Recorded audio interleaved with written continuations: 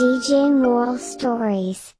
दुर्गा माँ आई गरबा खेलने, भाग 2।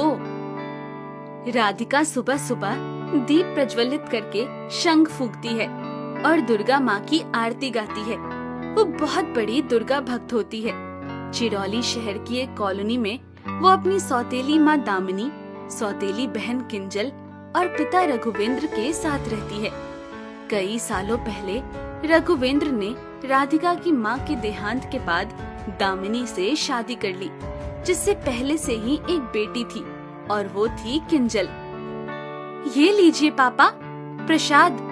माँ, किंजल ये लीजिए आप भी। अरे वाह राधिका बिटिया, ये प्रसाद तो बहुत ही उम्दा बनाया है तुमने। इतना भी कुछ खास नहीं बनाया है रघु। हाँ, और नहीं तो क्या। दामिनी, तुमसे तो गुलाब जामुन भी जले हुए बनते हैं, तुम तो रहने ही दो।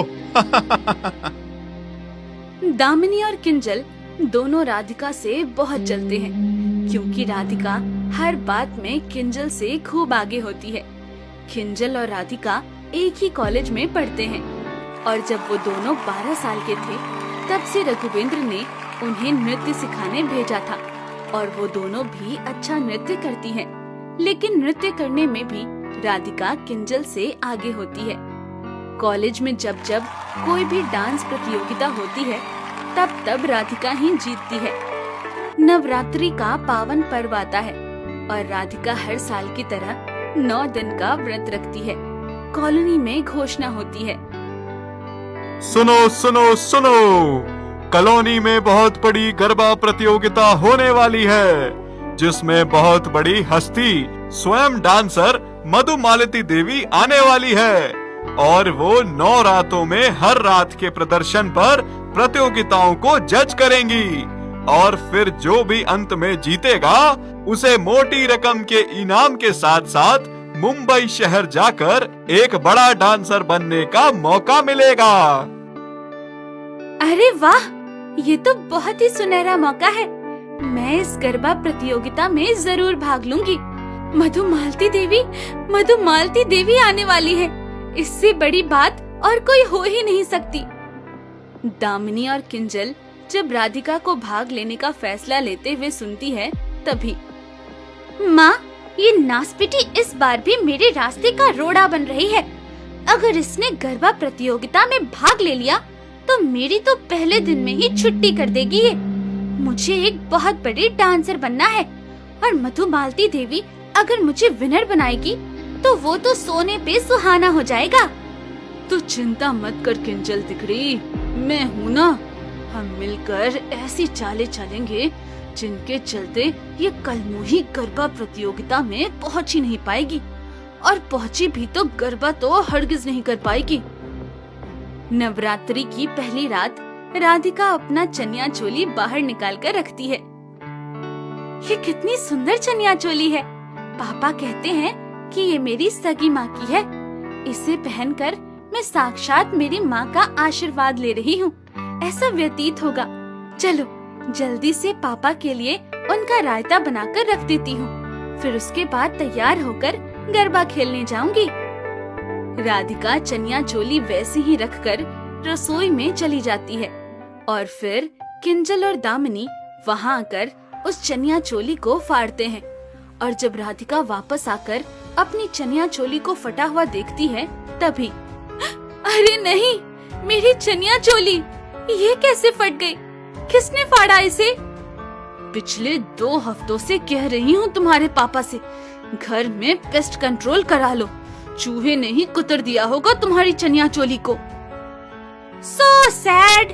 अब चनिया चोली के बिना तो गरबा प्रतियोगिता में तो जा ही नहीं पाएगी।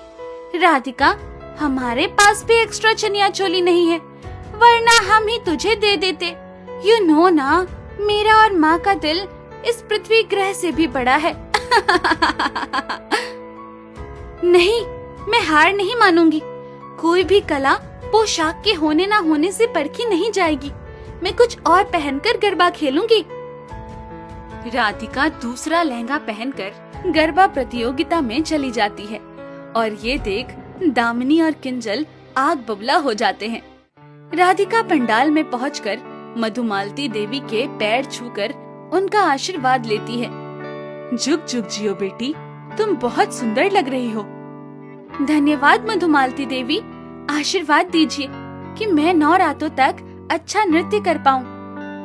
हाँ बेटी, मेरा आशीर्वाद तुम्हारे साथ ही है। पहली रात राधिका बहुत अच्छा गरबा खेलती है, जिससे सभी बहुत खुश हो जाते हैं और उसके लिए सभी जोरदार तालियां बजाते हैं। अगली रात, कल तो ये चली गई थी गरबा खेलने, लेकिन आज ये नहीं जा पाएगी, क्योंकि आज हम कुछ ऐसा करेंगे कि ये बाथरूम के ही चक्कर लगाती रहेगी। दामिनी और किंजल राधिका के व्रत की खिचड़ी में तीखी मिर्च पाउडर डालते हैं, जिससे उसका पेट बुरी तरह खराब हो जाए। लेकिन राधिका उस खिचड़ी को खाने जाती है, उतने में वो खिचड़ी गिर जाती है और फर्श पर फैल जाती है। हे भगवान, ये खिचड़ी गिर कैसे गई? अरे नहीं, गई भैंस पानी में। किंजल और दामिनी की ये चाल भी उल्टी पड़ जाती है।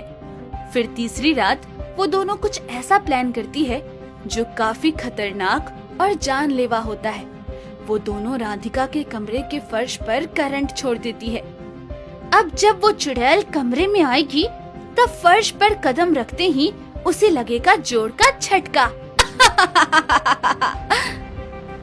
लेकिन 1 घंटा बीत जाता है और राधिका उसके कमरे में आती ही नहीं है और दामिनी और किंजल को उनकी पड़ोसन बताती है, अरे दामिनी बहन, राधिका बिटिया तो कब की निकल चुकी है, और तो और प्रतियोगिता का आज का राउंड भी शुरू हो चुका है। जाइए देखिए। क्या? इसका मतलब मेरा नंबर आकर भी गया होगा। मैं तो बहुत लेट हो गई आज माँ। सारी हमारी ही गलती है, हमें पता कर लेना चाहिए था कि वो भूतनी राधिका घर पर है भी या नहीं। तीसरी रात भी राधिका ही सुंदर तरह से गरबा नृत्य करती है, जिससे मधुमालती देवी और सारे गली के निवासी उसकी सराहना करते हैं। किंजल और दामिनी अब समझ जाते हैं कि राधिका हर एक मुसीबत को मात देकर आगे जा सकती है, इसलिए वो दोनों नवरात्रि के 9वें दिन राधिका को गुंडों के हाथों से किडनैप करवाते हैं और गुंडे राधिका को जंगल में ले जाते हैं और वहाँ उसे पेड़ से बांध देते हैं। छोड़ो मुझे, छोड़ो, छोड़ो मुझे। बड़ी आई गरबा प्रतियोगिता जीतने, लेकिन अब आज के आखिरी अवसर में ना आकर तू वो कंपटीशन हार जाएगी। हमेशा से तू मुझसे आगे रही है, लेकिन आज माँ और मैं हमेशा हमेशा के लिए तेरा नामो निशान ही मिटाने वाले हैं। ये ले केरोसिन। किंजल पेड़ के चारों तरफ से केरोसिन छिड़कती है और फिर माचिस जलाकर जलती हुई तीली को नीचे फेंक देती है और वहाँ आग लग जाती है, जिसमें बेचारी बेबस राधिका जलने लगती है। वो दर्द से चीखती भी लगती है। नहीं, मुझे बचाओ, मुझे बचाओ, किंजल माँ। अब इस राधिका का किस्सा तो खत्म। दुर्गा माँ, मुझे बचाओ। अब तुझे बचाने वाला कोई नहीं आएगा, क्योंकि अब तू जलकर राख हो जाएगी। किंजल और दामिनी वहाँ से चले जाते हैं। राधिका जलकर राख हो जाती है, लेकिन किंजल और दामिनी पंडाल में पहुंचकर राधिका को देखकर हैरान और हक्का बक्का रह जाते हैं। राधिका प्रतियोगिता में खूब अच्छे से गरबा नृत्य करती है और मधुमालती देवी उसे ही विजेता घोषित करती हैं। ये लो राधिका, तुम्हारा 10 लाख रुपए का इनाम और ये कॉन्ट्रैक्ट, इस पर साइन करो बेटी, क्योंकि अब तुम मेरे साथ मुंबई चल रही हो बड़े मुकाम पर डांस करने। सच? आपका बहुत बहुत धन्यवाद मधुमालती देवी। किंजल अपना आपा खो देती है और वो राधिका के पास जाकर गुस्से से चिल्लाती है, तुम यहाँ कैसे आई? तुम्हें तो मैंने और माँ ने जंगल में कुछ देर पहले ही जला दिया था ना। अरे बेवकूफ लड़की, ये तूने क्या बोल दिया? सारा भांडा फोड़ दिया तूने तो। सभी ये जानकर बहुत चक्के रह जाते हैं, कि किंजल और दामिनी ने राधिका की जान ले ली है। ये तुम क्या कह रही हो? राधिका तो हमारे सामने जीवित है और तुमने और तुम्हारी माँ ने राधिका की जान लेने की कोशिश की। तभी वहाँ पर राधिका दुर्गा माँ के रूप में बदल जाती है और सभी दुर्गा माँ को देख चकित होकर नतमस्तक हो जाते हैं। इन दोनों दुष्ट औरतों ने मेरी भक्त राधिका के प्राण ले लिए। उन्होंने उसे जंगल में मार दिया, लेकिन मेरे होते हुए मैं मेरे भक्त पर आज भी नहीं आने दूंगी। तभी माँ दुर्गा के सामने राधिका आती है और असली राधिका को देख सभी चौंक जाते हैं। जब तुम दोनों ने मुझे मार डाला, उसके बाद मेरी दुर्गा माँ आई मुझे बचाने के लिए और वो स्वयं रूप बदलकर यहाँ आई गरबा खेलने, ताकि वो तुम्हारी असलियत का पर्दाफाश भी कर सके। तुम दोनों ने बहुत गलत किया है किंजल और दामिनी, और उसकी सजा तुम्हें मिलकर ही रहेगी। किंजल और दामिनी को उम्र कैद की सजा हो जाती है।